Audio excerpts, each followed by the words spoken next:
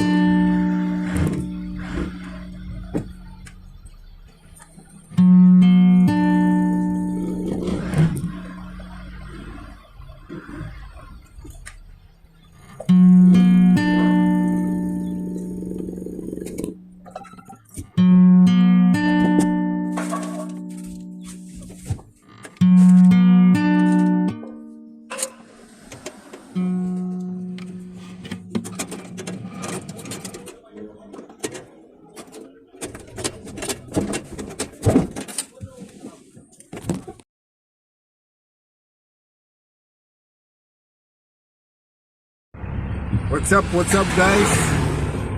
I'm driving back from the place where I was going. The place I was going to is called Athlone Industrial. I just finished to do, let's call it shopping. I was just going to retain the stuff I bought before. The stuff are right there in the back. I don't know if you can see. Yes, but this is the area that I'm at. I see they put like a nice cute stadium there. I'll show you just now. This is stuff I had gone to fetch.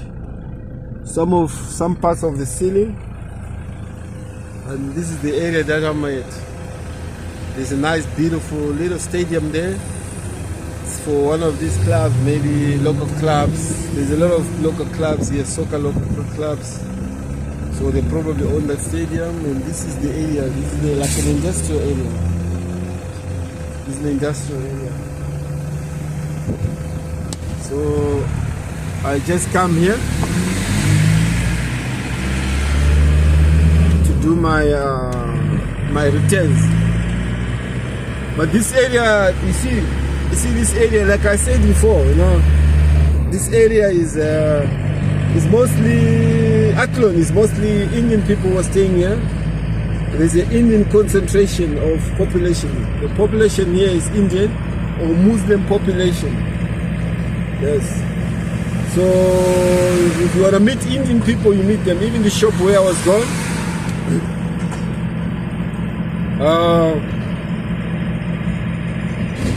it's the Indian guys who are running the shop. It's like a company, you know. They're dealing with in ceilings.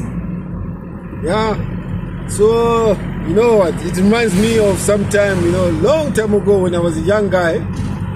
Just left college, that is university, guys. I started my business. I actually had this girl was an Indian friend. She was a friend. She happened to be Indian. So actually, how I met this friend, this girl, is that I was selling ice. I used to deliver ice, and one of the people I used to deliver ice to was a shop. Some old man. I met some old man and I delivered ice to his shop. And then, so I would just come and take stock in his shop, how much ice he's got, and then replenish the stock. I'll do that. I think Thursdays I used to do that.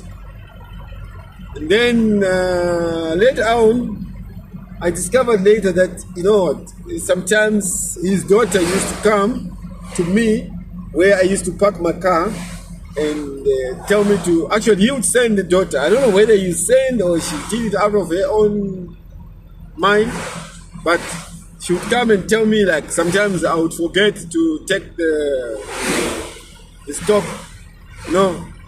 So she would come and remind me to come and bring some ice and all that. So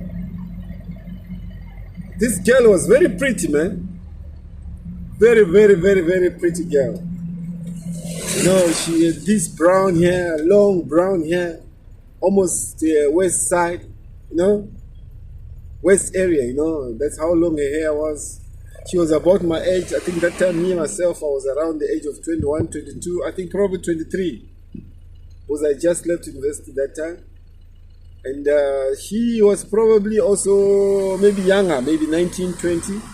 But okay, she was my age mate, you know. So this girl, like, always coming to me, and then one thing I never realized that she probably likes me, you know, because I stayed before. That time I was in university, I stayed before to a place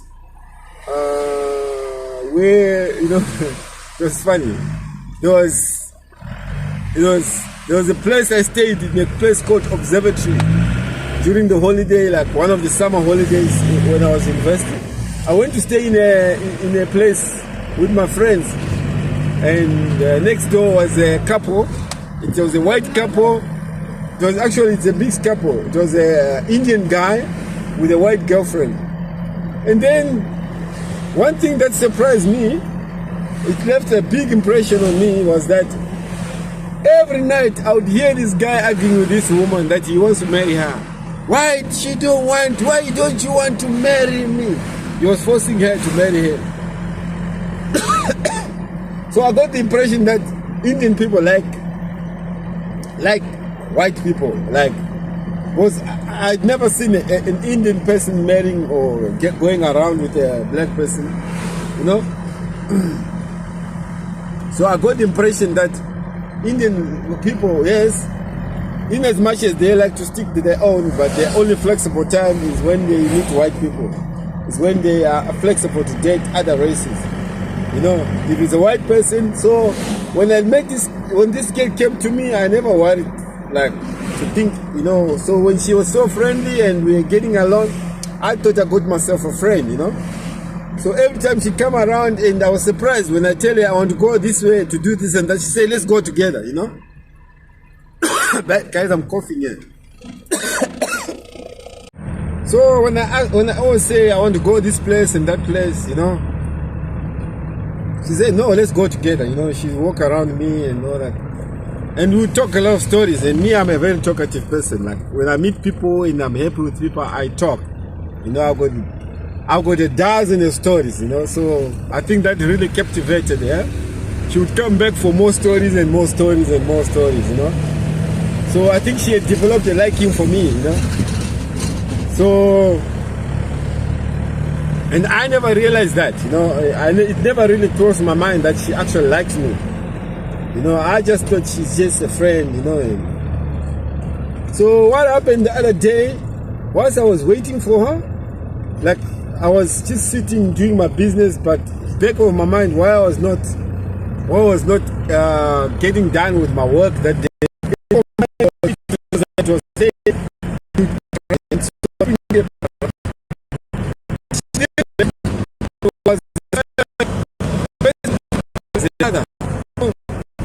It was because I know that coming home there. So I said, he says, let's go to your ice factory. Let's go together to your ice factory. Let's take a drive to your ice factory. I said, yes, then we can go. And then I said, let's go with my car, because I thought he needs ice. So because he was driving a sedan, Corolla, you know. I said, let's go with my car. He said, no, leave your car, let's go with my car. So I said, fine. I jumped into his car. We started to drive, you know. We drive to the place where I was making ice. I think it was about the distance of about 10 kilometers, you know. So we were driving in there. So the old man started to talk, man. He says, you know what? He's got his daughter, and I'm thinking, yes, I know you got your daughter, miss. He said he's got his daughter, and I don't want anybody to disturb her. He's just finished making arrangements. Actually, he started off like, I've just finished making marriage arrangements for my daughter with my friend, you know. My friend with a very good son. He's gonna graduate end of this year, which was that year then. He's doing engineering, so he's gonna graduate, and I've made an arrangement that he must marry my daughter. You know? So the arrangements have gone very well, and he's very happy for that.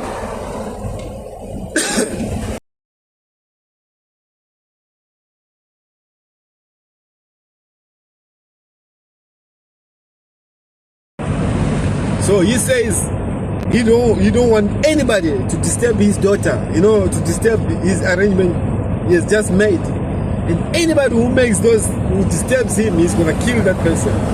He don't want to hear nothing about anybody disturbing his daughter. There is a cop. There's a cop. I hope he's not gonna follow me. We don't want to hear nothing about anybody disturbing his daughter.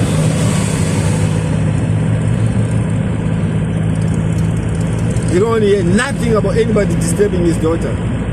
Anybody who disturbs his daughter, he's gonna kill him. And he was going on and on and on and on, like he was rampaging, not rampaging, but he was like, as we drive to.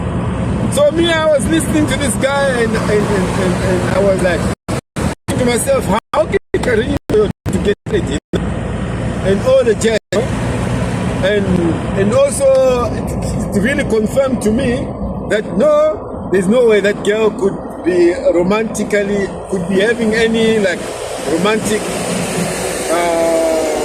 mentality towards me, because she already got someone arranged for her, So I just listened to the conversation, and it was not a conversation, it was a man going, I don't know how to use the word, he was going on and on and on, and he made all sorts of threats. But for me, I didn't worry, because I thought that's got nothing to do with me. I would never disturb his arrangements, So after he dropped me and we did everything we had to do, fetch the ice and all that, he dropped me. I went on my day, and the following week, when I was attending the girl, she never pitched up, man. She never pitched up. I'm checking, where is my friend? My friend never pitched up. I went to the shop, I asked the workers there, because they had a shop, They had a shop. So I asked the guys who were working in that shop, where is this girl? Say no, they laughed, they say she's not allowed to come here again in the shop. I said, what?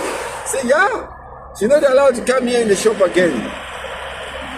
She never come here again into the shop. I said, why? And they just laughed off, and So I only realized later that actually, this man who, this going on, about this man going on about killing somebody and all that. He was actually threatening me, I didn't realize these threats were directed at me. But because I was just innocent, I never took anything against those threats, I just thought he is just talking, And to my discovery, actually, when I made further investigation, surely she's married, And that's the last I ever saw of this friend of mine. And ever since, I've never seen her, and I always wonder, now and then when I meet like these Indian mothers and all that, I wonder if she's not the one, because, and I wonder if she can even remember me, So that is the story that happened, man. This forced marriage, man. So, cultures are different, but I was so surprised to find that, a man can, I thought it's Cape Town, yes, they're Indians, but they have like,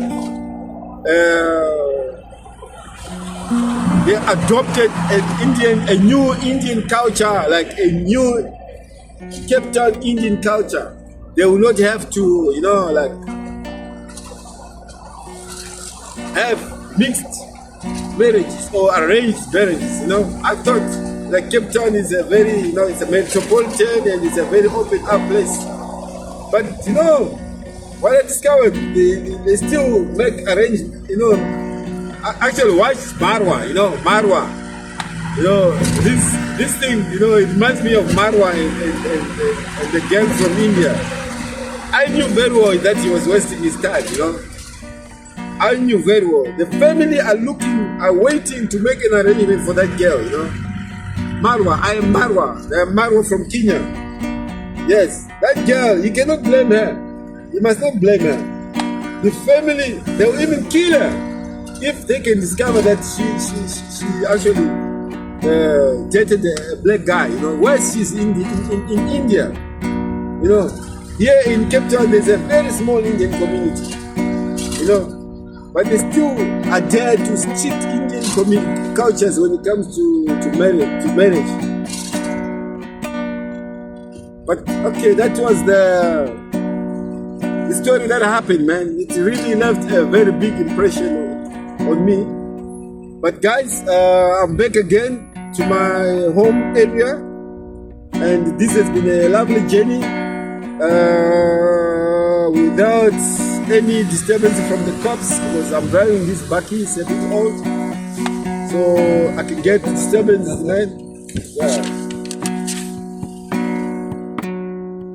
So I didn't get disturbance, so I say thank you for this, and until the next vlog, guys, I ask you guys to support my channel, guys. This is just one of those vlogs that I made where I just ask you to accompany me so you can see the view. The area I went to is Athlone Industrial. That is where most Muslim people are staying, especially Indian people are staying in that area.